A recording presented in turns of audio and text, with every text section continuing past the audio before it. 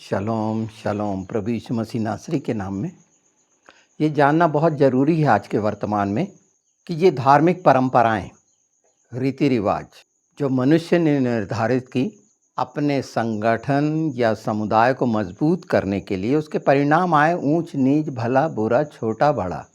क्योंकि ये मनुष्य के बनाए हुए जो नियम विधियां ठहराई गई वो कुछ भी हो सकती हैं, वो पूर्ण नहीं हो सकती और परमेश्वर विरोधी हैं, वचन के विरोध में हैं। ये सारी चीज़ें जो शैतान के द्वारा गठित की गई हैं और उसके परिणाम हम देखते हैं कि प्रभु यीशु ने मत्ती 14 में स्पष्ट है कि यीशु के साथ होकर तमाम संसार के नियम समाप्त हो जाते हैं।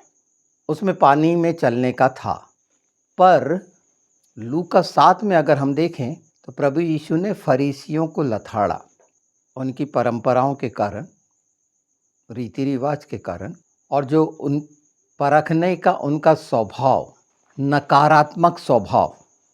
परखना बहुत अच्छा है, पर विरोध के स्वभाव से, नीचा दिखाने के, तो ये धार्मिक परंपराएं दिखाती हैं जो बनाई गई मनुष्यों के द्वारा और सारे संसार में आतंकवाद के नाम से जानी समझी जाती, क्योंकि इसका स्वरूप हिंसा है। धार्मिक परंपराओं का स्वरूप हिंसा है, अधिकार के लिए। शैतान की सबसे उत्तम तकनीक है ये धार्मिक परंपरा परमेश्वर से दूर करने की। और एक खंड तो नास्तिकता के नाम से निकल ही गया, अपनी बुद्धि से जानने की कोशिश करने वाले। और इसीलिए ये धर्मी अपने आप को दिखाते हैं कितने घमंडी, कपटी होते हैं, अनादर करने वाले, जैसे फरीसी। ये स्वभाव रीति रिवाज में जो पले बड़े हैं उनमें मिलेगी। वो इस संसार के किसी भी धर्म के हो सकते हैं और इस परंपराओं के जाल से सिर्फ उपाय है यीशु वचन, जिसने अलग किया, प्रमाणित करा और दिखा दिया। लूका 7 में यही दिखाया है। पहचानना चाहते थे, ये भविष्यवक्ता अगर होता तो ये पापिन स्त्री को पहचान लेता।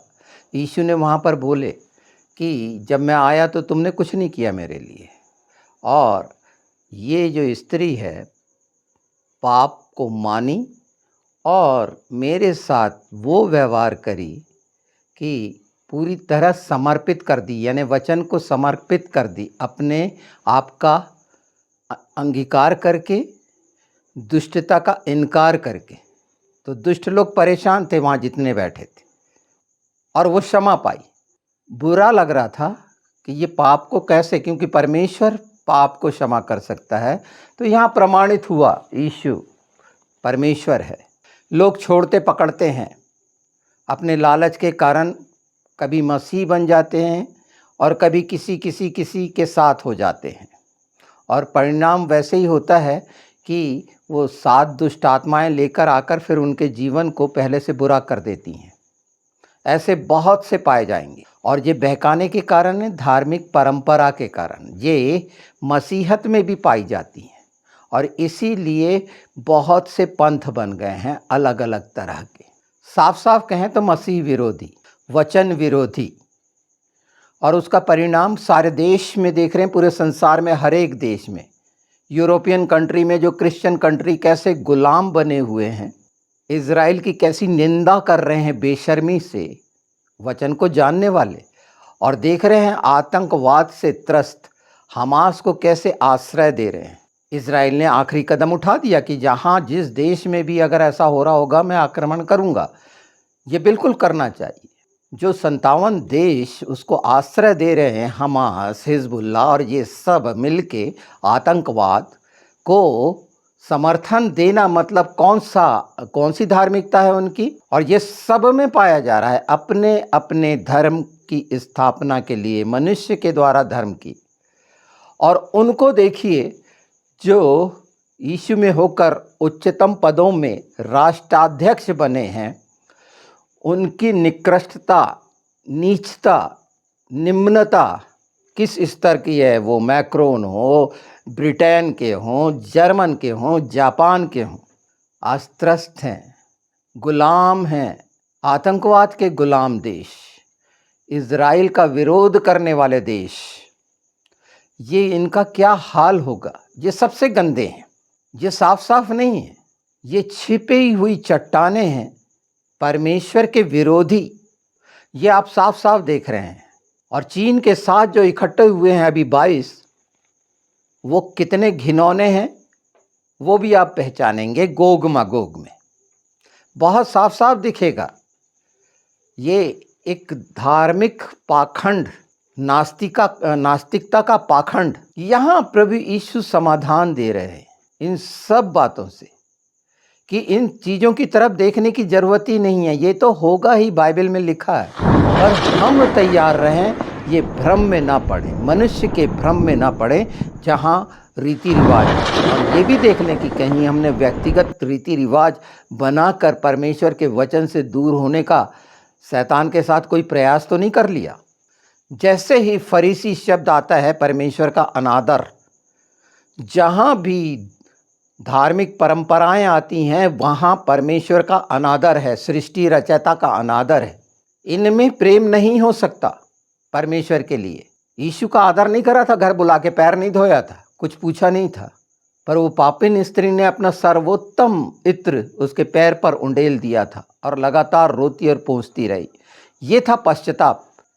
जो सारा संसार है उस पापिन का पूरा पूरा चित्र है सारा संसार, क्योंकि मौत है। और जो बचना चाहते हैं उनके लिए मात्र यीशु है। यीशु के अतिरिक्त कोई है ही नहीं, लगता हो या ना लगता हो।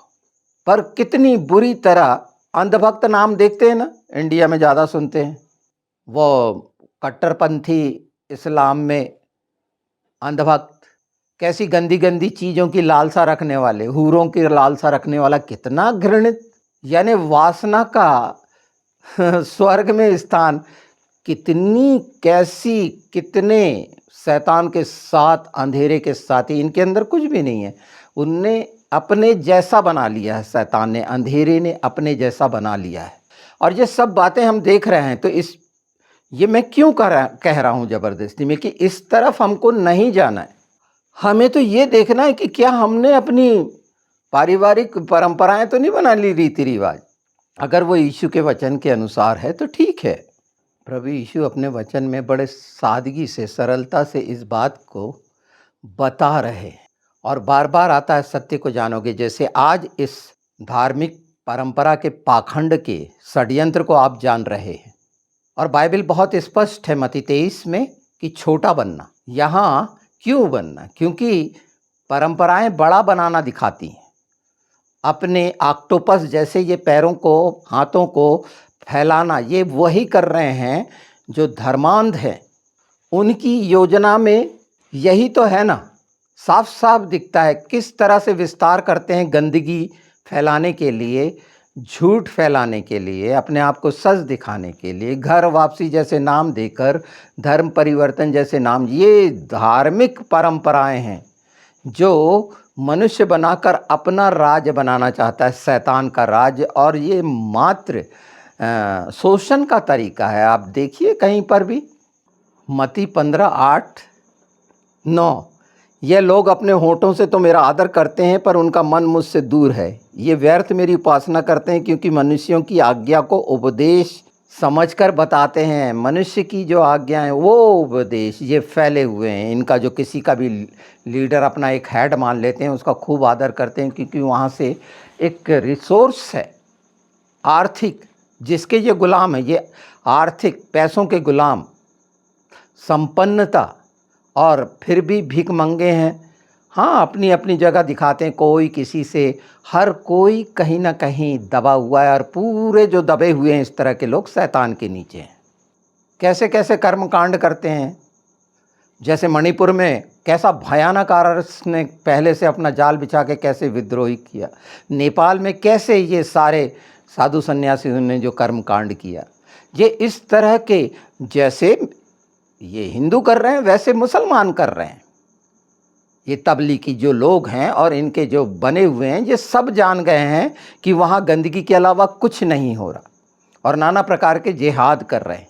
तो ये धार्मिक जो परंपराएं बनाई गई हैं शैतान के द्वारा हैं, ये परमेश्वर के द्वारा नहीं हो। अगर ये परमेश्वर के द्वारा होती तो ये गंदी हरकतें नहीं करते। ये अंधे मार्गदर्शक हैं, मत्ती 23।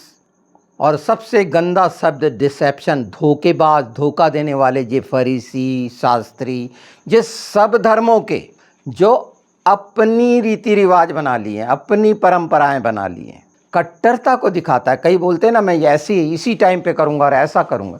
अरे आप करते हैं, बल ठीक है, बहुत अच्छा है, पर ये सब कुछ अगर परमेश्वर के लिए हो रहा है तो ठीक है। अन्यथा क्या इसी की पहचान की हम कहीं शैतान के हाथ की कठपुतली होकर बड़े परिदृश्य में भी वो देख रहे हैं? और क्या हम अपने परिवार में भी कहीं ऐसा तो नहीं कर रहे किसी के मनुष्य के बहकावे में? इसीलिए मैंने लूका 7 रखा, जो बाइबल में पाया जाता है। ये सतर्कता का है इन अंतिम समयों में।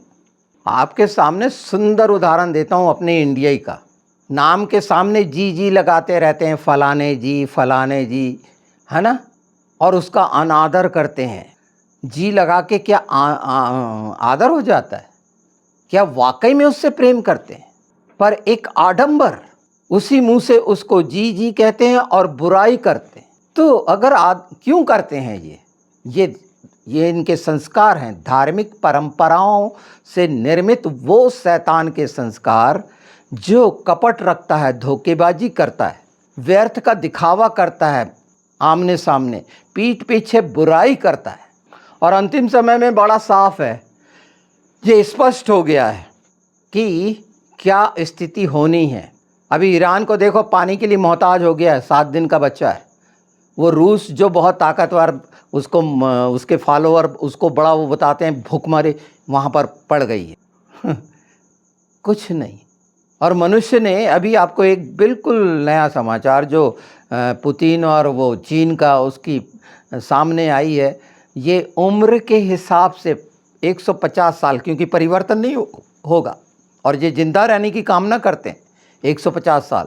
ये शैतानी करता है और उसी के लिए उपाय करा जा रहा है, और ऐसे तरीके ढूंढे जा रहे हैं, ये बना भी लिए गए। जो ट्रांसप्लांट होता है हटा के, तो इस तरह का हो गया है।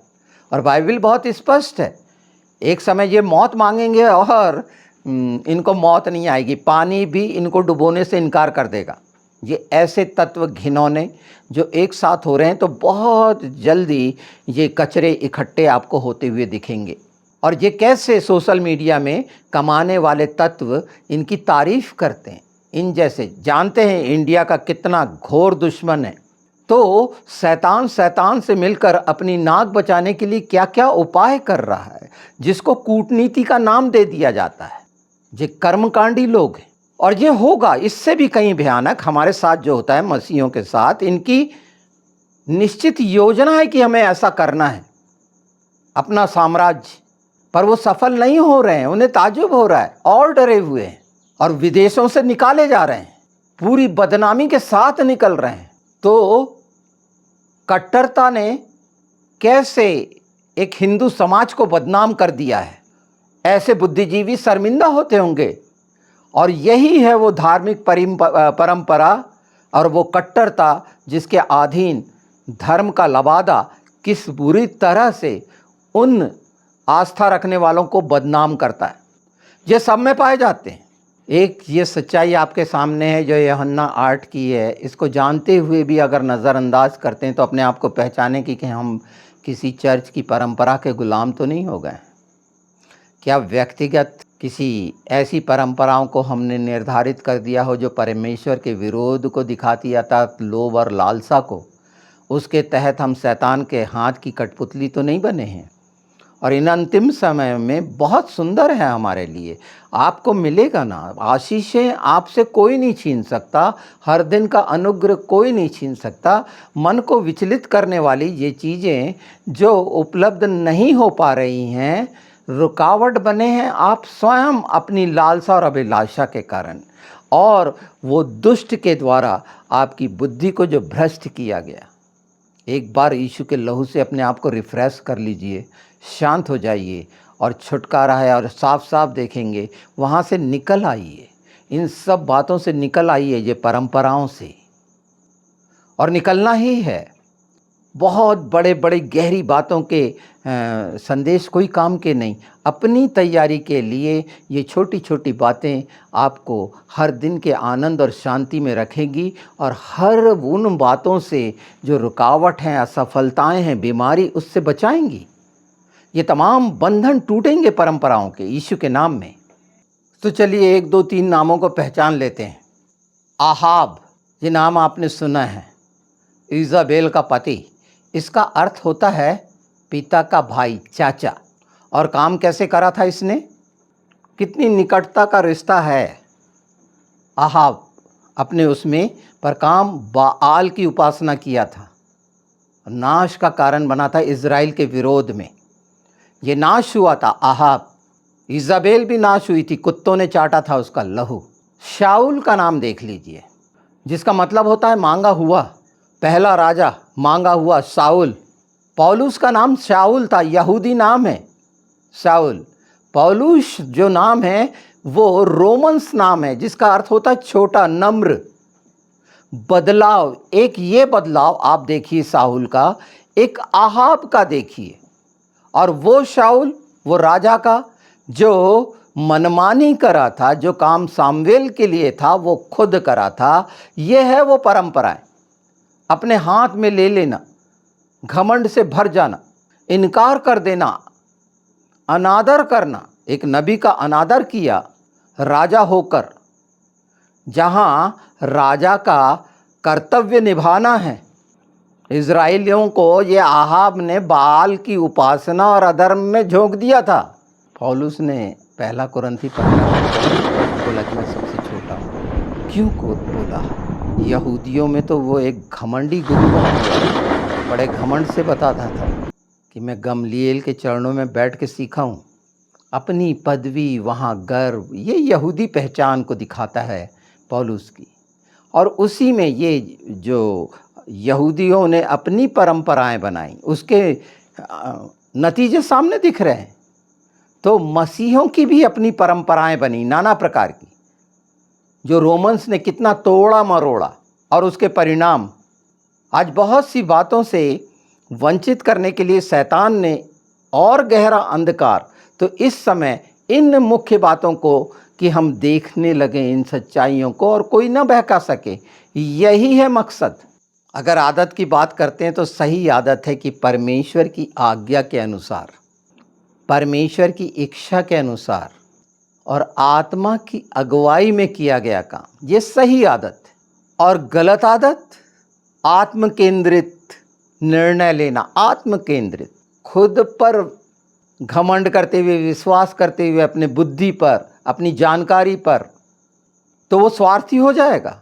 आत्म केंद्रित आदमी स्वार्थी होना ही है, वो परमेश्वर विरोधी होगा। जो सबसे गंदी आदत बोल सकते हैं, वचन के विरुद्ध होगा। तो ये बात को जानिए और बंधन से छुटकारे के लिए एक दूसरे के लिए इच्छा रखें, आशा रखें, प्रार्थना करें, क्योंकि बचना है। यही बात जो आप सुन रहे हैं यीशु के नाम में, पवित्र आत्मा के द्वारा, आत्मा में काम होगा ही यीशु के नाम में। इसमें बहुत ज्ञान इनकी लुभाने वाली नहीं, पर ये सच्चाई जो छोटे से उसमें बता दिया कि कितना घिनौना स्वरूप हो गया है इन सब का, पूरे संसार का। किसी एक विशेष देश की बात नहीं कर रहा मैं, किसी एक विशेष धर्म की बात नहीं कर रहा। ये तमाम एक ही दिशा में शैतान ले जा रहा है, और 57-86 उसका प्रमाण है, आपको अभी और देखने को मिलेगा। तो यीशु आएंगे निश्चित, तो पर इनके कहने से नहीं, किसी मनुष्य के कहने से नहीं।